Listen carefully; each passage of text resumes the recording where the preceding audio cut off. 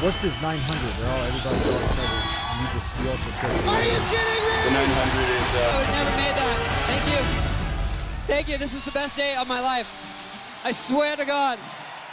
But then you bring in Satan into this, into the branding and all that. You were a skateboarder. In the 90s, skated with, they call him the Birdman, is it? Tony Hawk? Hey, what's up? I'm Tony Hawk, and today... This is the Deen Show. Assalamu alaikum, Zain. How you doing, my brother? Alhamdulillah, Eddie. How's it going, brother? Good, alhamdulillah. So we were talking a little bit about the glasses. Yes.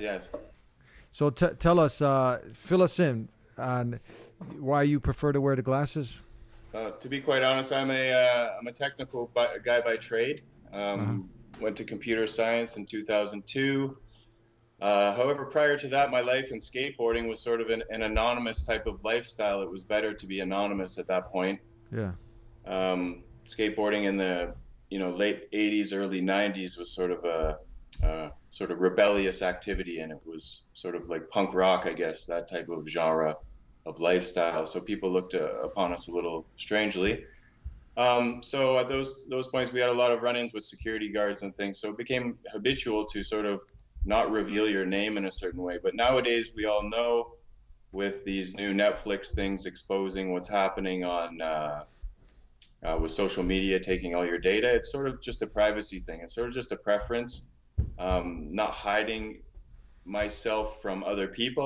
I wouldn't want to do that. But I mean, your image is getting scanned and things like that. It's we're all sort of... I like what you said. I mean, keeping your family safe, not putting, in this day and age, people are just, putting everything online, but you also avoid having your children and your family online. I mean, you have a lot of even celebrities who are up to that. They don't allow their kids and family, a lot do, but you have also, many that don't.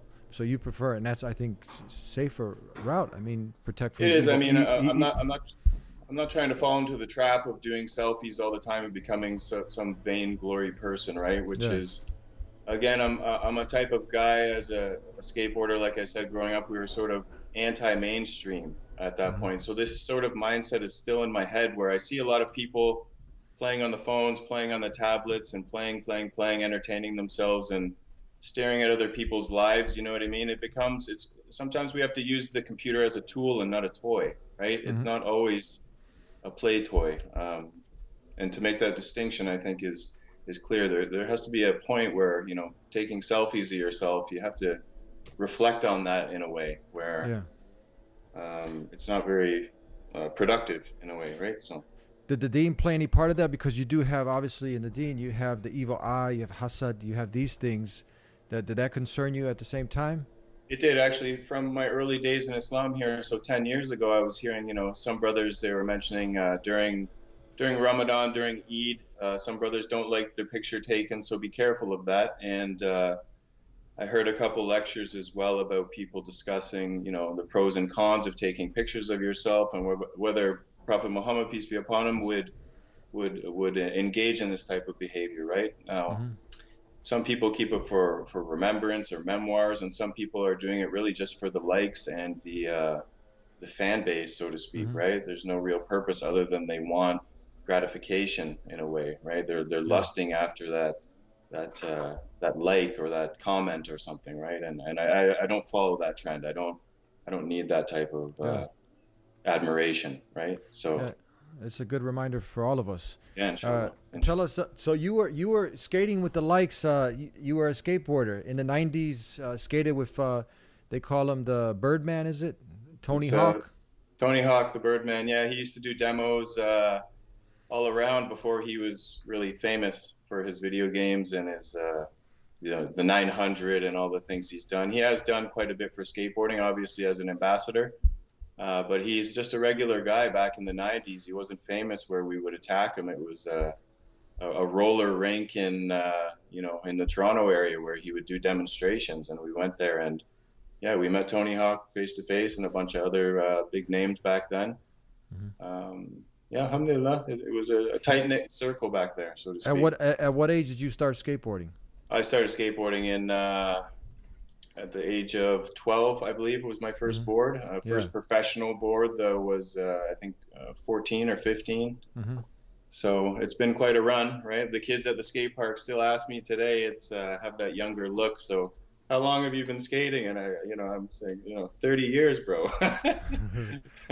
So is Tony Hawk, for those that don't know, is he like the Michael Jordan, LeBron James of skateboarding? Exactly. He's the, when you say skateboarding, extreme sports, he's the spokesman nowadays for skateboarding, right? So I think everybody who's 40 and under knows who Tony Hawk is for sure. The video game is one of the most worldwide selling video games. He just re-released another one, and he's always in the limelight for something, right? I want you to, you shared something with us, and I want you to take us through this. We're going to go through this video together. Yeah. We're going to help you educate us a little bit on this. And there's one part of it that actually caught my attention. Never before in history competition have we seen a 900.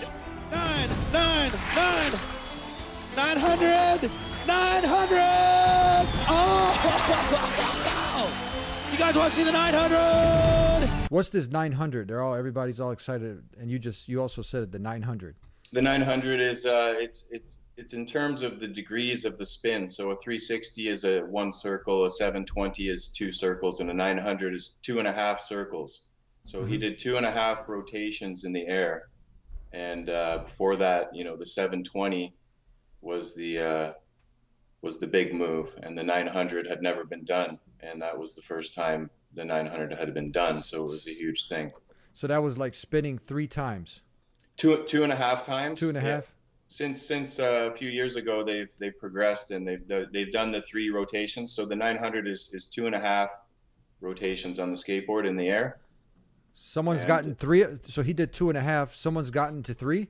Someone's gotten to 3, and there's a 13-year-old who did 3.5, I think. So he did like a 1440, it's called, right? So it's progressing rapidly at this point, where kids are playing the video games, and they have that sort of edge that they can visualize the trick. And as a martial artist yourself, I know we do a lot of thinking and preparation prior to entering a match or entering a contest. We're visualizing what we're going to do based on the opponent and his the tape or something that we watch, right? So let's keep going through this. Tony was either gonna make it or kill himself trying.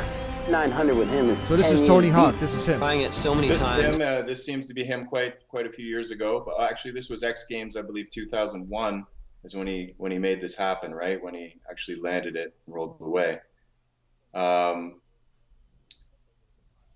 Yeah, so I think he had some time. Obviously, I think he was practicing it behind the scenes before this competition. However, obviously, it's hit or miss. It's you go for it, or you're gonna be laying at the bottom of the ramp. And he did it. So here he missed. He didn't make it. Yeah, he missed it. Yeah, but he got.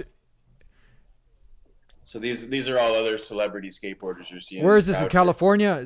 Is that like the Mecca of skateboarding? Borders? I think they're in San Diego, which is the quote Mecca of skateboarding. So you see here, they're sort of doing some it looks like almost magic on the guy. They're trying to give him the Holy Spirit or something, but most of them are not religious, so I don't really understand that, right? So I think it's more of a showmanship type of thing that they're doing right now.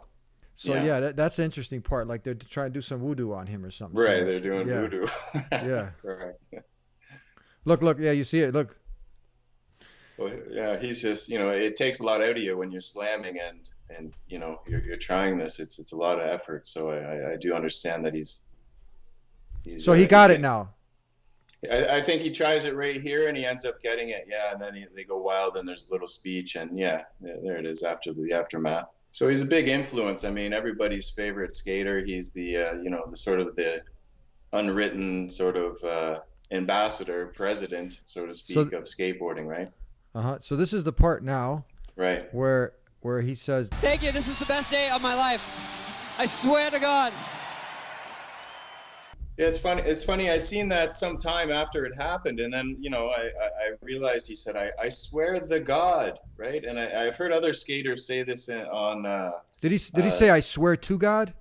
No, he said, "I swear the God," which is strange. I haven't heard this. Wait, term hold before. on. Is that what he said? Let me back that up. Hold on.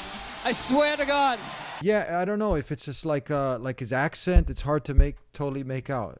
So go ahead. So what do you think? What is your analysis? Either way, if he's saying, it's the best day of my life, I swear to God. I mean, a lot of people use this casually, just to sort of emphasize their point, right? Mm-hmm. I swear to God, they're not religious, but when you ask them about it, it's they're not religious. It's just, even Joe Rogan, we see Joe Rogan do it time and time again. Yeah. Or when they're doing a UFC fight, oh my God, he's knocked out, and we know these guys are sort of proclaimed atheists or deists or something like this, right? So I thought it was strange, and so I did a little back checking and found out, what about Tony's religion? What are people saying about him, and this and that? So what it came down to was, it seemed like he was an atheist, and in most of the places it's mentioning he's an atheist. And I do recall, prior to, it may be buried on the internet somewhere, but a interview with him mentioning that he believes in, something that isn't religion, right? So there's all these different methods that people want to say they don't believe in God and make it sort of politically correct, where it doesn't really offend anyone, which is good when you're a big brand like Tony, right? So you don't want to offend anybody. But you have, because you grew up skateboarding, you know the industry, you know the people, you know what it's all about from the skateboarding, but also the lifestyle that goes with it. So when you have a lot of youth coming up, and many parents, they're just oblivious to a lot of these things. So we want to get the inside scoop of skateboarding and the lifestyle. So let's talk about that. You mentioned that the majority, is it true, of skateboarders are atheists? Would you say? I would say the higher up on the totem pole you go, that it would be this. Is this basically, this is off your experience of skateboarding for all these years and being around the skateboarders? And yeah, I mean, in general, it's sort of it's a counterculture. Skateboarding is a sub counterculture, as they call it, right? Like the kids who are skateboarders, I wouldn't say necessarily every kid that's a skateboarder is an atheist, but I would say the higher you go up the totem pole of the industry, you'll find people become more distant from God or religion or anything like that, right? Mm-hmm. I'm not sure what the significance of that ratio is, but in general, what you see is more of a devil worshipping side of the branding side of skateboarding, right? So the higher ups are the ones who make the decisions on what graphics are going to be on the board. How are we going to dress this season when they do their clothing lines? What symbolism is going to be on the shirts? This is all drafted in big distribution companies that have an arts department and things like that, which is a very tight-knit family of people around my age and your age who grew up in the 80s and 90s, who ended up inheriting the whole skateboarding industry, right? Yeah. Or being part of the absolute elite part of the skateboard industry. So again, out of San Diego, pretty much everything comes out of that area with regards to skateboarding. Yeah. So now that's interesting, because in much of the logos, and you'll see like the satanic looking emblems in that, but then have you seen people going down that route of, because why, that's the question, why is it all over the skull and bones and these kind of emblems? Why are they in the paraphernalia that they sell and their logos? Why do you think that is?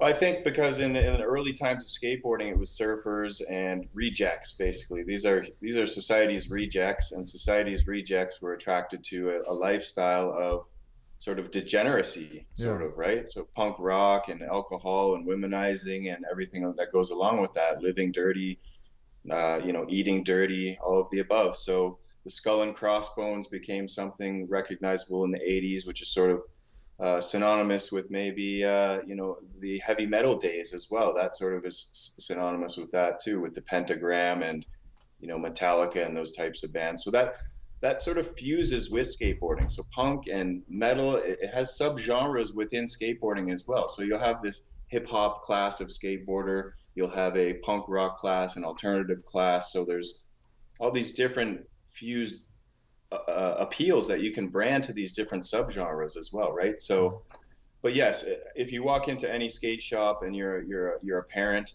and you know the difference between something of a lewd graphic and something that is, funny versus something which is satanic, right? You can look up on the wall and there'll be 60 different skateboards, and you'll see 10 of them have some sort of skull and crossbones or very openly satanic stuff, right? Mm-hmm. Which maybe we could talk further about. Yeah. So if you mention, because I don't believe that anybody is born an atheist, or even somebody who goes into this kind of lifestyle. You kind of just have to, because your conscience is there and your fitra, your innate nature to want to worship something. So then you got to kind of mask that, so people just, try to cover up that natural belief.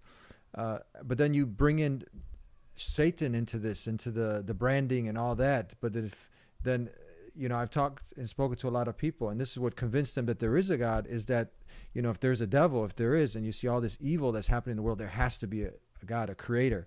So it's just interesting that that now, even in what you would think is innocent, my child or my, is coming up with the skateboarding, parents and we just people in general have to be careful, would you say, because, okay, it's one thing you're skateboarding in the backyard, but now if you really get into the group culture and the skateboarding culture, it could be very dangerous, would you say?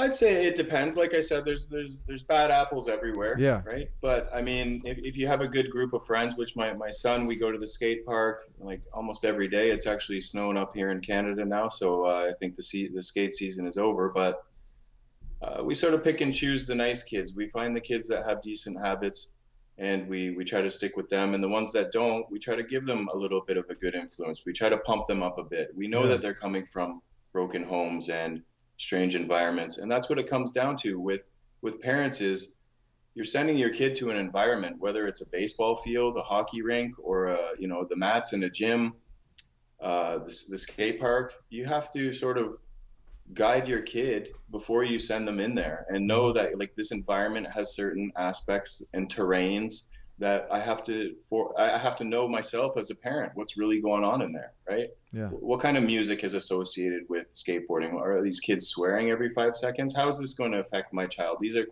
questions. I see a lot of parents at the skate park, and I'm skating around. It gives me an excuse as a 40-year-old guy to run around, right? So they normally sit there and they're just playing on their phones, right? And I get to the point where it's like, this isn't a phone playing. You should be watching your kid. You should be paying attention to your kid. You should be showing your kid that you care about this hobby, and you're not just staring at your phone like a drone, right? Yeah. And it's not a good influence to me in an active space for people to be doing something like playing on the phone, which is very it's harming, to be quite frank, right? It's not progressive or creative. It's very lazy. It's lax. So not necessarily that skateboarding is something bad, but now if you get deeper into the culture, it can be it could be something that could be dangerous. Right. So this is the sort of disclaimer to parents is, your kid is going to read certain magazines or watch certain channels on YouTube. Okay. So we're talking about, that's when you get into the literature, because they got their websites, literature, and the whole philosophy, YOLO, you only live once. YOLO.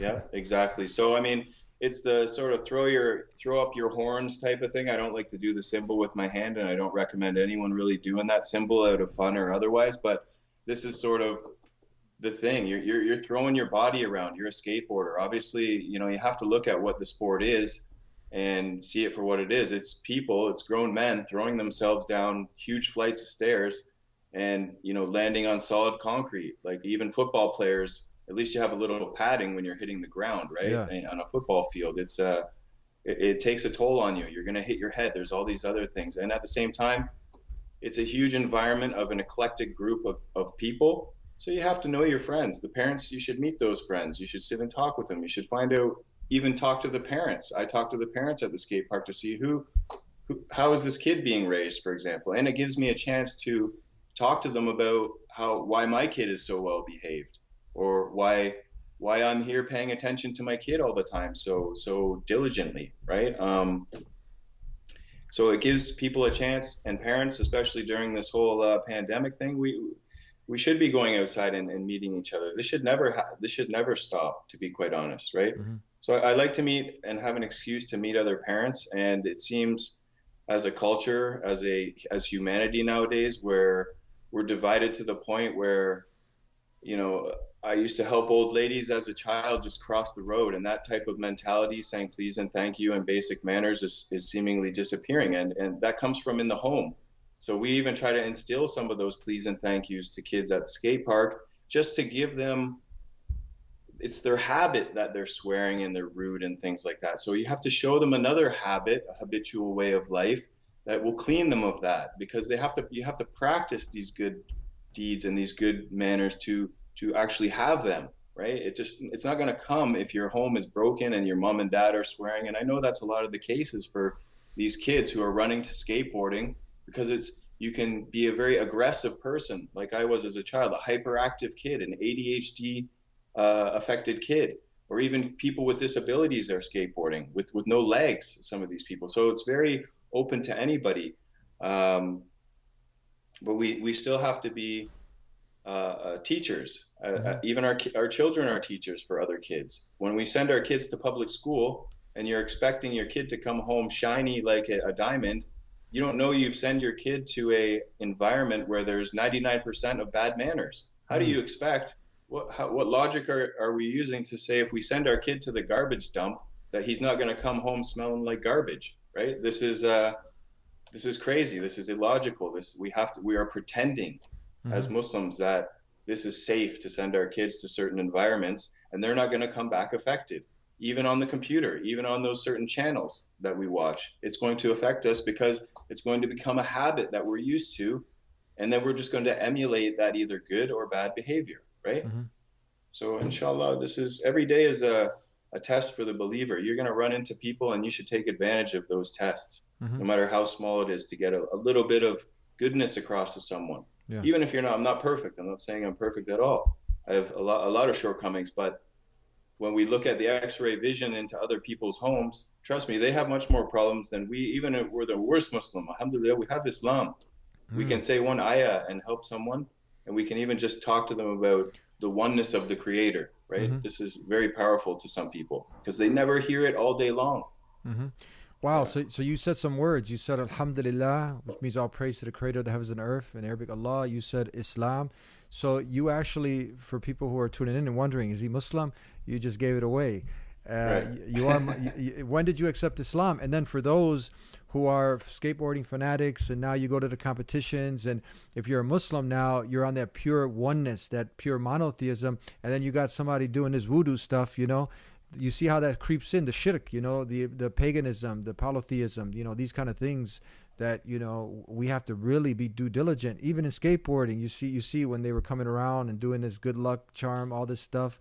Right. This is something that Islam came to eradicate and educate us against that. So when did you accept Islam? And then was this in this video that we saw, did you see other forms of shirk or any other things like this that were that parents should be aware of, or just Muslims in general who are skateboarding? For the Muslims out there, I know Dubai did some big stuff. They did an X Games in Dubai quite some time ago, right? So it's been established there. There's actually a charity in Afghanistan, which to me, I have other opinions, but I'll let you know. It's called Skateistan, where they've set up a skate parks in different places in Kabul, in the big cities in Afghanistan, and they're allowing kids a mode of expression in these, you know, places which are war torn, for the children to express themselves and to be together with other children, right? So it has a good point, and to me it has a different point, because there's a lot of girls who are in there, and there's a lot of mixing going on in there, and that's a different topic. But I mean, overall, helping kids in any method, and I believe skateboarding is a good mode of expression, but the disclaimer is still there of be careful of the subcultures that are involved in skateboarding. There's subcultures, and there's open Satan practices on one side, which is obvious. is very obvious. So just be aware of that and don't get sucked into that. Find your friends who are the good ones.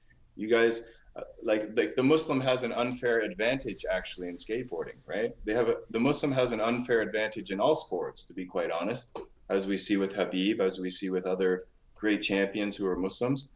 What's their advantage? One, they have the power of the creator on their side. Two, they don't do any of these weekend warrior type of antics after they win. You know, after they win, they have a hamburger. They don't go to the nightclub and you know, tear it down all night, right? This is not something we want to do. So if we want to be Olympic level skateboarders or Olympic level jiu-jitsu practitioners or et cetera, just not drinking, just not playing that entertainment game, filling that void of, you know, what am I going to do on the weekend with?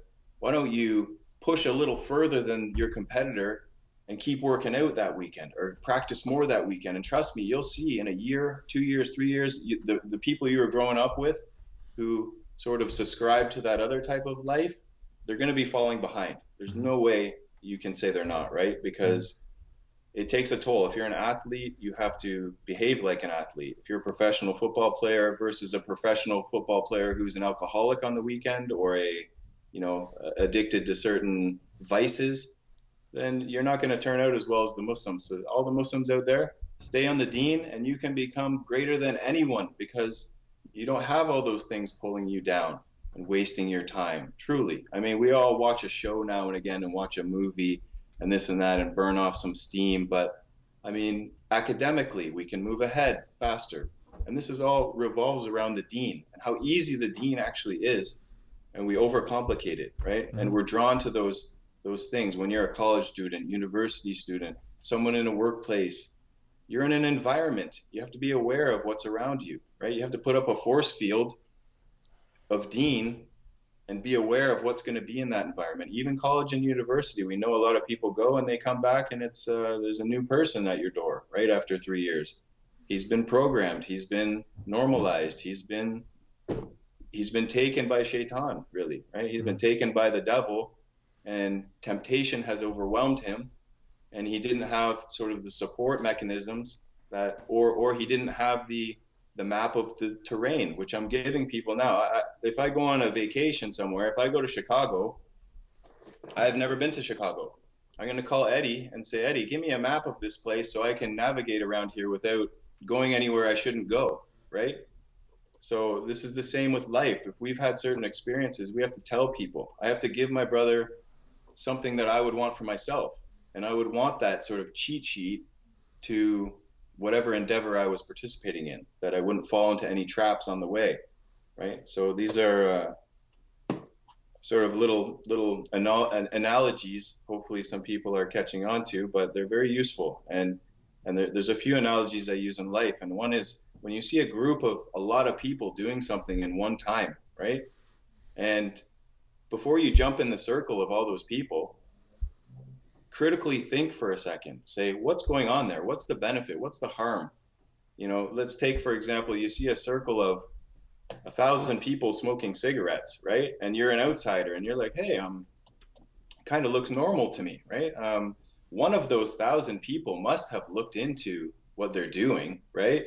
One of those 1,000 people must, you know, so I should go join them. That's how most people behave nowadays. They hear something so many times and they just jump in there, right? Yeah. You have to do your research, no matter what it is. If you're going to this college, do some research on the college. Do some research on the environment around there. How many nightclubs are there? You know, how many murders happen there or something? You know, so you have to take heed. You know what I mean? You have to be alert nowadays. You can't just walk around with your head staring at the ground and think you're going to go anywhere, right? You have to be alert of the hockey players if you're going to get into hockey, jiu-jitsu. Are they playing music all day long in the dojo, right? Like, this affects you, right? My kid was in jiu-jitsu recently. I had to pull him out because the teacher, who's very experienced and very good, I liked him, played the same tape on loop every time, and it was hypnotizing even me, right? Uh-huh.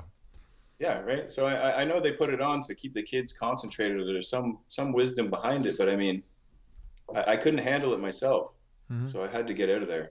Yeah. Sad, right? Rich, solid points, man. Solid advice.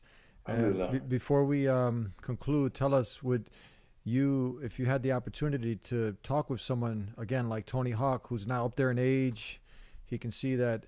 Is he also becoming now for the new generation that are coming up?